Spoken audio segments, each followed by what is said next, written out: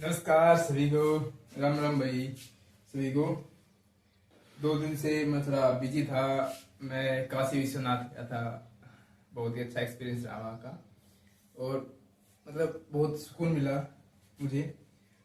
तो हमने जो शुरुआत की थी, हमारा जो 3rd चैप्टर था मेटल एंड नॉन मेटल, वो हमने ओवरऑल मान के चलो कंप्लीट कर लिया है। एक टॉपिक बचा हुआ था, उसमें कुछ इतना इंपॉर्टेंट मुझे लगा नहीं। तो मैंने फिर डिसाइड किया इसी सिर्फ हम क्वेश्चन आंसर करते हैं बाद में। जो उसमें आएगा ना, जो भी अलग आएगा उससे, तो हम क्वेश्चन आंसर में देख लेंगे। तो क्वेश्चन आंसर देखते हैं भाई। मैं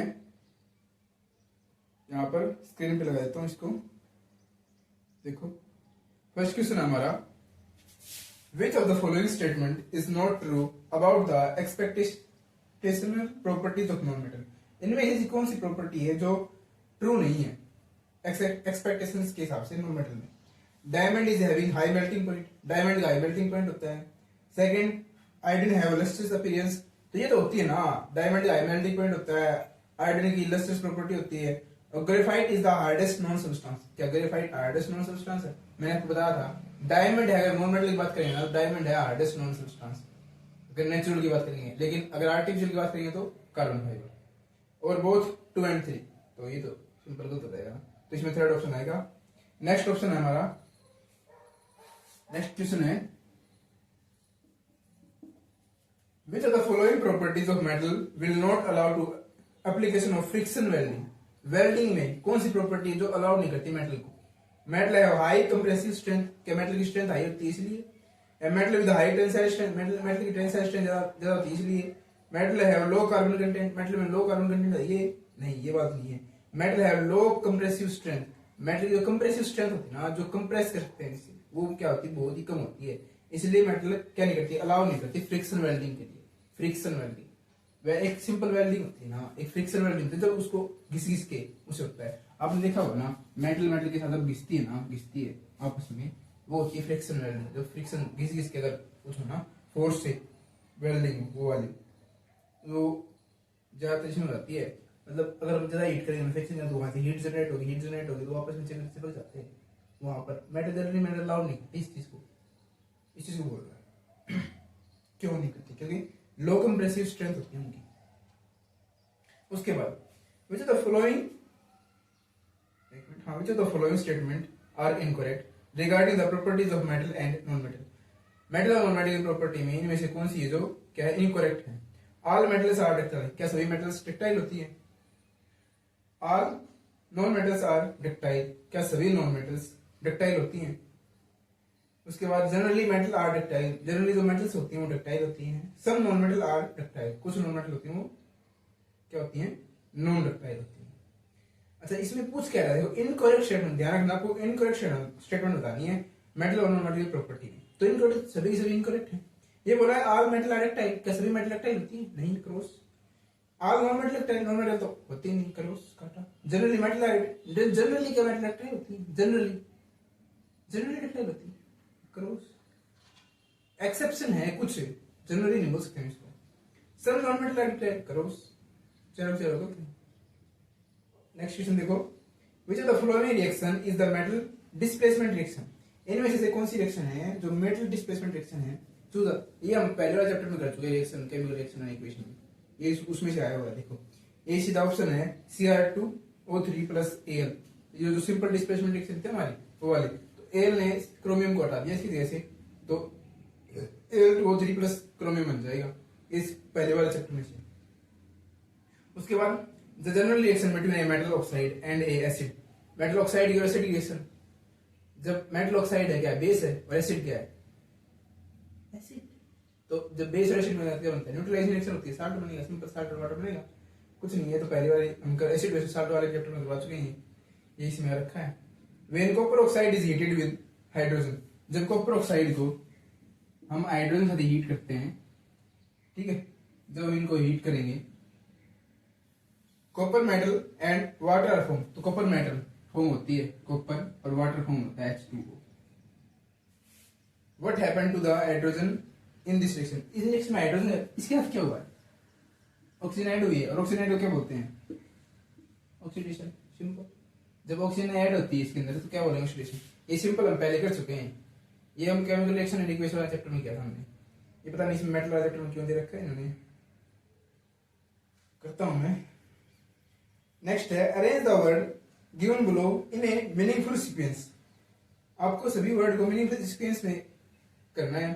roasting, smelting, gang, calcination, flux, ये वर्ड। तो पहले सबसे पहले क्या हुआ, कैल्सिनेशन। ये प्रोसेस देखो, वो वाला मैं बोला था जरा इंपॉर्टेंट नहीं है ना, उसमें से है। पहले से क्या करेंगे, कैल्सिनेशन करेंगे, ठीक है। उसके बाद क्या करेंगे, रोस्टिंग करेंगे, उसके बाद फ्लक्स करेंगे, फिर स्मेल्टिंग होगी, फिर क्या होगा, फिर होगी गैंग, फिर स्मेल्टिंग। पहले कैल्सिनेशन होगी, उसके बाद क्या होगा, रोस्टिंग, उसको रोस्ट कर देंगे। उसको सबसे पहले हम कैल्शियम की उसके रिएक्शन, कार्बोनेट की रिएक्शन करवाएंगे उसकी। उसके बाद उसको रोस्ट करेंगे, मतलब उसको जलाएंगे, उसको बहुत ज्यादा टेम्परेचर पे हीट देंगे, ठीक है। उसके बाद क्या करेंगे, उसका फ्लक्स करवाएंगे, मतलब जो भी मटेरियल होगा ना, उसका जो भी प्रोसेस होगा हमारे पास, जैसे क्रॉस फ्लोटेशन प्रोसेस है, उन सही प्रोसेस से उसको गुजारेंगे। उसके बाद क्या करेंगे, जो गैंग पार्टिकल होंगे उनको अलग कर देंगे, और जो स्मेल्टिंग, उसके बाद स्मेल्टिंग करेंगे, जो हमारा डिजायर्ड प्रोडक्ट है वो हमें मिल जाएगा। उसके बाद नेक्स्ट है during calcination process. Calcination process में क्या होता है, only CO2 is given out, CO2 बाहर निकलती है। Only H2O from identity is given out, सिर्फ H2O बाहर निकलती है, और 1 और 2 depending upon the type of ore, उस टाइप और के टाइप पे डिपेंड करता है, और या फिर H2S गिवन आउट। तो ये दोनों टाइप पे डिपेंड करता है। और अगर ऑक्साइड और होगा तो उसके लिए अलग होगा, कार्बोनेट और के लिए अलग होगा, सल्फाइड और के लिए अलग होगा। तो इस टाइप पे डिपेंड करता है। अगर कार्बोनेट और होगा तो H2O, CO2 बाहर निकलेगी, सिंपल बात है। अगर ऑक्साइड और होगा तो H2O हाइड्रेट होगा। ये तो दोनों इसमें डिपेंड करेगा टाइप के ऊपर, ठीक है। नेक्स्ट है which of the following statement are true for the reaction Fe2O3 with aluminum। Fe2O3 की रिएक्शन एल्यूमिनियम के साथ होगी, तो इनमें से कौन सा क्या है, ट्रू है। It is known as thermite reaction. क्या उसको थर्माइट रिएक्शन बोलते हैं। जब ये रिएक्शन हो रही ना, तो इसमें हीट निकलेगी, तो इसको थर्माइट रिएक्शन बोल देंगे। The heat evolve is used to welding purpose. इसमें जो हीट निकलेगी ना, उस हीट को वेल्डिंग पर्पस यूज करते हैं। हाँ कर सकते हैं, सिंपल बात है, क्योंकि यही तो वेल्डिंग वाला होता है। फेरिक ऑक्साइड है, फेरिक ऑक्साइड तो यूज करते हैं वेल्डिंग में। जो उसमें वो जो आयरन की वो नहीं होती क्या, जो रेल की पटरी आती है उनको जोड़ने के लिए इसका यूज करते हैं, फेरिक ऑक्साइड का यूज करते हैं। फेरिक ऑक्साइड विद एल्यूमिनियम, इनका यूज करते हैं। उसमें से हीट जो निकलती है वही तो उनको क्या करती है, आपस में जोड़ के रखती है। तो इन दोनों ठीक हो जाएंगे। एल्यूमिनियम मेटल एक्ट ऑक्सीडाइजिंग, नहीं ये गलत है। Metal Fe aluminium are formed at the end of the reaction, नहीं गलत है। तो फर्स्ट और सेकंड इसमें ठीक हो जाएगा।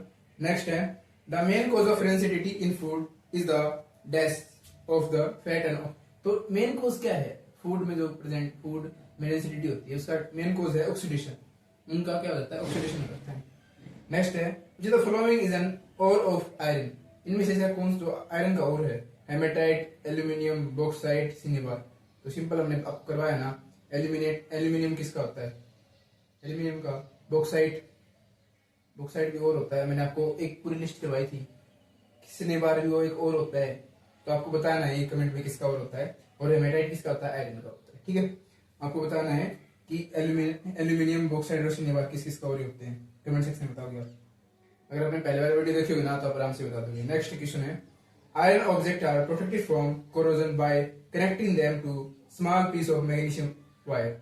जब आयरन के ऑब्जेक्ट को हम प्रोटेक्ट करते हैं कोरोजन से, तो क्या करते हैं, कनेक्ट करते हैं उसको स्मॉल पीस ऑफ मैग्नीशियम से। क्यों, तो जब हमने इलेक्ट्रोलाइसिस की थी ना, तो हमने क्या किया था, आयरन का और था हमारे पास, इससे हमने क्या किया था, एक मैग्नीशियम की एक और, अगर मान लो इसको मैं एनोड बोलता हूँ, ये एनोड है और ये कैथोड है। तुम क्या करते हैं, ये वाले मेटल को इसके ऊपर चढ़ाते हैं ना, इसको बोलते हैं इलेक्ट्रोलाइसिस। यही हो जाएगा। उसमें मैग्नीशियम क्या बनेगा, इसमें एनोड बनेगा, जो खुद को क्या करेगा, सैक्रिफाइस करेगा, ठीक है। एनोड क्या होते हैं, पॉजिटिव चार्ज होते हैं ना, पॉजिटिव चार्ज करते हैं, डोनेट करते हैं, तो कैथोड के ऊपर चला जाएगा। उसके बाद a metal x does not liberate hydrogen with acid but form given green corrosion in air. तो ग्रीन कोरोजन कौन रहता है, ग्रीन कलर का कोरोजन, मैंने आपको बताया था। कॉपर, तांबा, हाँ याद करो, कॉपर, तांबा, ग्रीन कलर का कोरोजन होता है। उसके ऊपर क्या बनता है, कॉपर कार्बोनेट के साथ में कॉपर हाइड्रोक्साइड बनती है, हाँ याद रखो। Sunita want to buy a container to store mango pickles. Mango pickles को स्टोर करने के लिए सुनीता एक कंटेनर बाय करती है। She should buy. अब उसे कैसा करना चाहिए? मेटल लगाना चाहिए। क्या उसको मेटल लगाना चाहिए? क्योंकि मेटल अगर इसके अंदर एसिड है तो रिएक्शन कर सकता है ना, सिंपल बात। तो क्या करें, जब ग्लास का कंटेनर लगे, डज नॉट रिएक्ट, क्योंकि ग्लास का कंटेनर क्या होता है, रिएक्शन नहीं करता। नेक्स्ट क्वेश्चन है, if copper is kept open in air, क्या ओपन में कॉपर रख देंगे तो क्या होगा? सिंपल बात है, वो कोरोजन हो जाएगा, उसका ग्रीन कलर का जाएगा, कॉपर कार्बोनेट बनेगा। बस इसमें कुछ था ही नहीं। What happening the rusting of iron? Rusting of iron में क्या होता है? ऑक्सीडेशन होती है, सिंपल, कुछ नहीं इसमें भी। The naturally occurring inorganic element और compound in the earth crust are called. अच्छा, अर्थ क्रस्ट में क्या होता है? करवाया हमने पिछले जो हमारी क्लास थी उसमें। क्या होता है? मिनरल्स होते हैं। मिनरल्स को हम किस में यूज करते हैं? और में यूज करते हैं। अगर कंपेटिबल है, अगर वो सस्ता है, उसको निकालना अच्छा है, मेटल को निकालना, तो उसमें और में यूज करेंगे इसको। उसके बाद क्या है? The process by which chemical change take place in the substance when electric current is pass. जब इलेक्ट्रिक करंट पास कराते हैं, अगर हम इसके पास अंदर से इलेक्ट्रिक करंट पास करवा देंगे बैटरी के जरिए, तो क्या बोलेंगे? Electrolysis, simple. Next question, the process in which the ore is heated in excess of the air below its melting point. अगर मेल्टिंग पॉइंट से नीचे हम किसी भी ओर को गर्म करते हैं, उसको बोलते हैं रोस्टिंग। क्या बोलते हैं? रोस्टिंग। कैल्सिनेशन क्या होता है? जब उसकी रिएक्शन करवाते हैं और कार्बन डाइऑक्साइड और वाटर निकलता है, वाटर वेपर्स निकलते हैं, वो कैल्सिनेशन। रिडक्शन में आपको बताया था, जब हाइड्रोजन को ऐड करवा रहे हैं और ऑक्सीजन का लॉस करवा रहे हैं। डिस्टिलेशन क्या होता है? प्रोसेस होता है, इसमें हम ये ना दो टाइप के होते हैं। फ्रैक्शनल डिस्टिलेशन होता है, ठीक है, और एक सिंपल डिस्टिलेशन। फ्रैक्शनल डिस्टिलेशन क्या होता है? जब हम हीट करेंगे तो जिसका मेल्टिंग पॉइंट लो है ना, वो बाहर निकलते रहेंगे, ठीक है। और एक सिंपल डिस्टिलेशन क्या होता है? तो उसको गर्म करते रहेंगे और अलग अलग प्रोडक्ट हमें मिलते रहेंगे।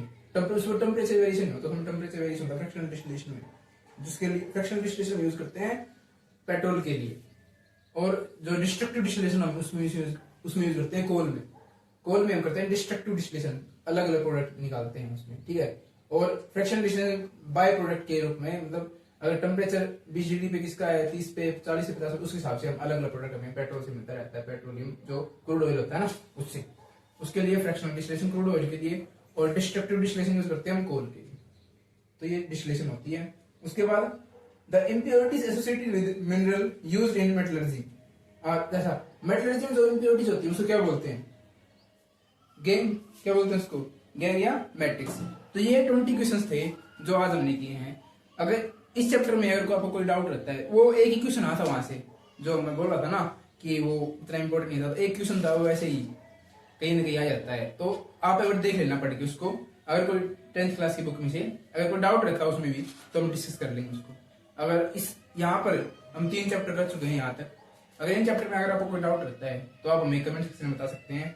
और हमारे चैनल को प्यार देने के लिए बहुत बहुत धन्यवाद। ऐसे ही हमारे चैनल को प्यार देते रहिए, लाइक, शेयर और सब्सक्राइब करते रहिए। ओके।